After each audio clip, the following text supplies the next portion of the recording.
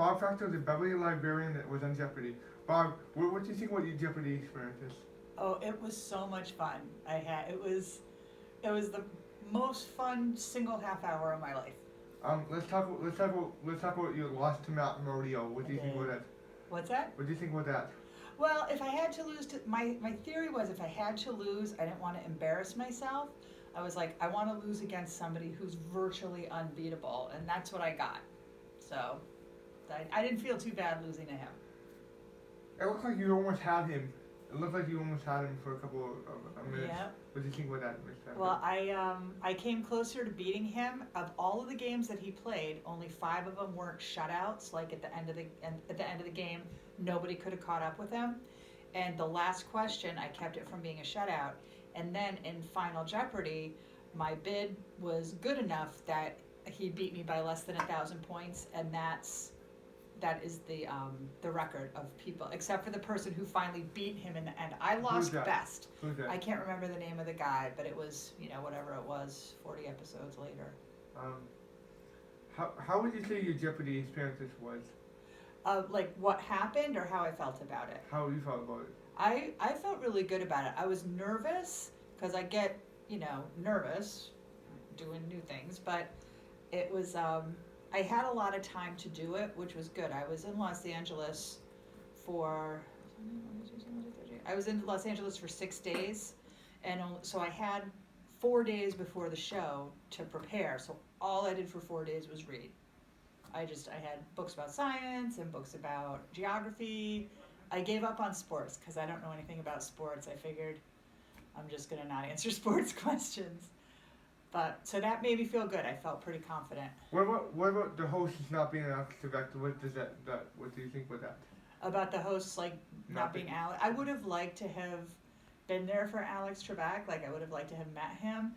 But I had I want to call him Geordie LaForge because that's the character he played on Star Trek. LeVar Burton, who is famous for 3 of my favorite things. The first, he was in a mini series. Like when I was a little kid, I remember it was the first time I was allowed to stay up till 11 o'clock to watch Roots, which was his first big role. And then Reading Rainbow, or Star Trek: The Next Generation was my favorite series. My husband and I we got married, and then Reading Rainbow, my kids watched it their whole life, and it promotes books, which I love. So I was really excited to meet him. Okay. Let's talk about what let's talk about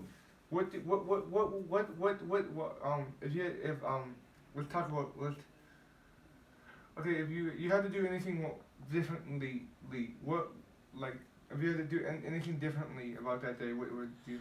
I think that I would have guessed there were 2 questions. So the episode before the one I was in, there was a guy who had the record for the lowest score ever. He was like $7,000 to the negative. And so everybody in my episode was afraid to guess. And there were 2 questions that we didn't ring in for that I knew. And one of them was an $800 question and one of them was a $1,000 question. And if I had guessed, like my gut said, one of them was France. The answer was France, and the other one was like a plumber or a florist or something. And if I had guessed, if I hadn't chickened out, then you would be Jeopardy. I might have been a Jeopardy champion. It's unlikely, but maybe. Okay, but that would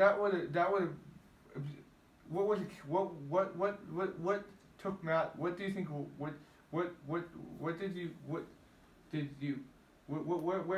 went wrong for you?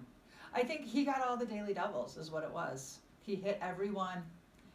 And the thing is, if I had gotten, I'm kind of glad I didn't get, because I knew the first one and I knew the second one in Double Jeopardy, but the first one in Double Jeopardy was a books question, and so if I had gotten it, I would have bid everything, because I'm like, I know everything about books, but I didn't know the answer to the question, so I would have lost everything. It would have been very embarrassing.